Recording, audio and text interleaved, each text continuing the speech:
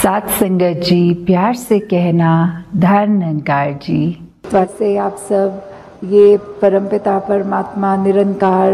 ये घट घट पे जो बसा है, अभी शब्द भी जैसे आया कि हर एक में हमने क्या देखना है कि ये निरंकार की जो अंश है, ये आत्मा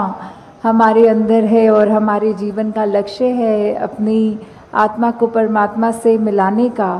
तो जहाँ कि हर एक को जब हम हर एक के अंदर वो नूर देखेंगे, ये निरंकार का ही अंश देखेंगे, तो फिर ही प्यार होगा। नहीं तो वो पॉसिबल नहीं हो पाता कि अगर हम जैसे यहाँ बैठे हैं, किसी का नाम तक भी नहीं जानते, या कोई और अभी कोई दूसरे देश में कोई बैठा होगा जिसको कभी ना मिले हैं ना मिलेंगे, तो कैसे पूरी सृष्टि से ही हम उस तरह प्यार कर सकें।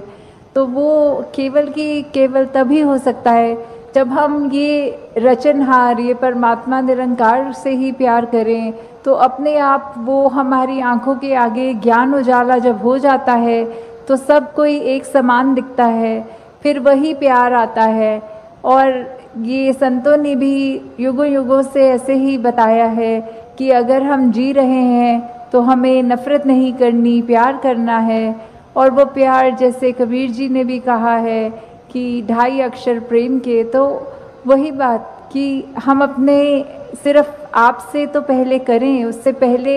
इस निरंकार प्रभु परमात्मा को देखकर हर एक से वही प्यार एक्सटेंड करें, तभी हर चीज़ और प्यारी लगती है। कि अगर हम कुछ किसी से मिल रहे हैं और वो बिल्कुल एक अजनबी है, तो भी उसके लिए मन में पहली फीलिंग ही वो प्यार की आएगी, क्योंकि ये जो परमात्मा ने दिल बनाया है उसको आइडियली सिर्फ प्यार करने के लिए ही बनाया है। और जब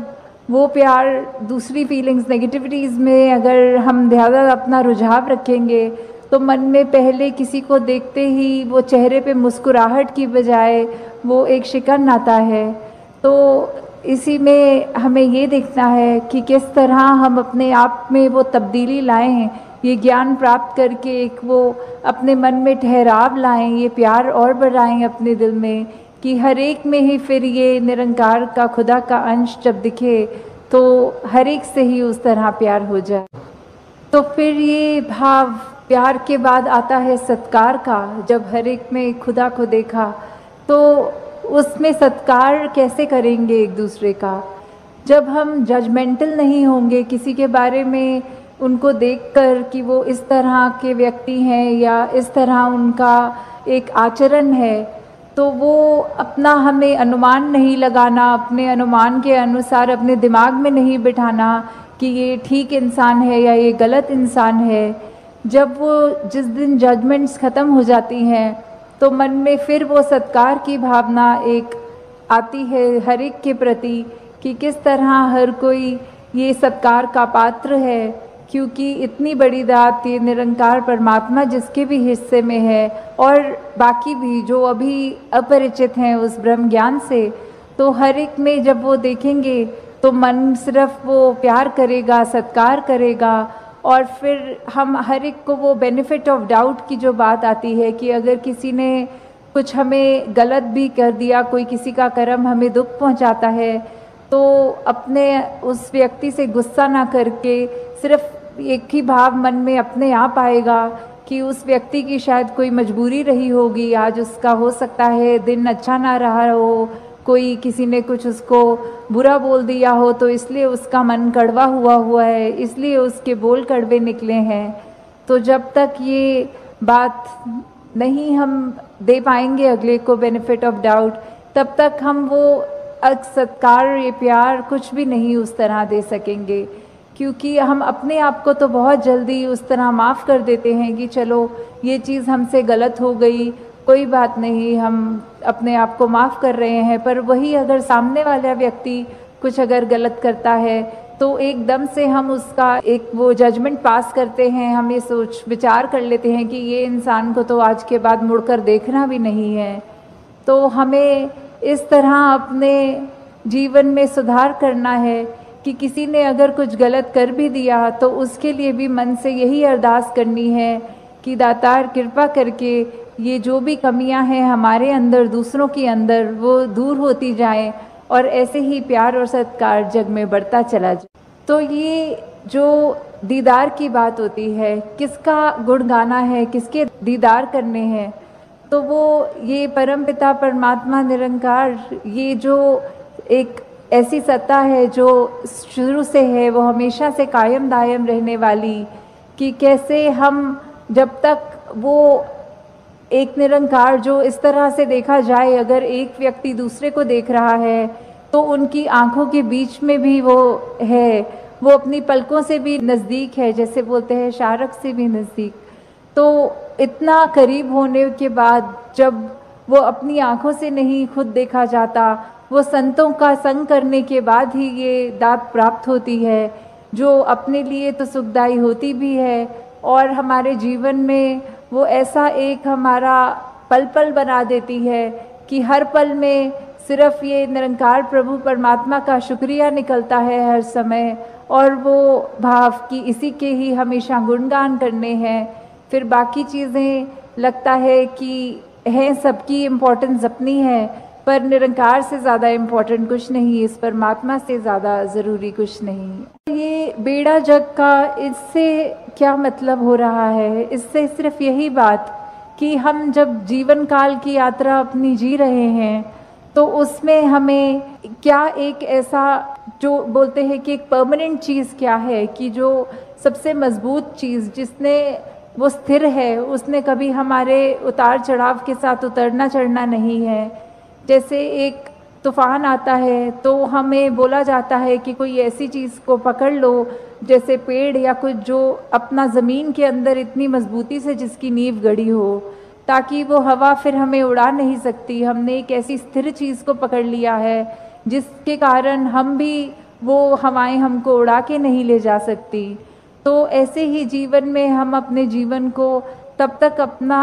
अच्छे से जीवन जी सकेंगे जब तक हम ये निरंकार के साथ अपने मन से ना जुड़ें, तब तक वो एक जीवन भी हमारे उतार चढ़ावों के साथ फिर उथल पुथल मचाता है मन में। तो निरंकार का ही आसरा लेना है, निरंकार में ही अपनी श्रद्धा रखकर ये वो बात करनी है कि हमें ये अब जो स्थिर चीज़ मिल गई है, जो कभी एक सब किसी भी सिचुएशन में अपनी जगह से नहीं हिलती, तो हम फिर वो एक मजबूती का और सहारा लेते चलते जाते हैं, और हमारा मन भी और सहारा पक्का करके एक विश्वास और बढ़ाकर फिर हमारे जीवन में ऐसे भी कोई कर्म नहीं हो पाते जो अपने लिए भी नुकसानदायक हों और औरों के लिए भी नुकसान। फिर जब एक ये लगन लग जाती है निरंकार के साथ, ये अपने इसको हम हर पल अपने जहन में, अपने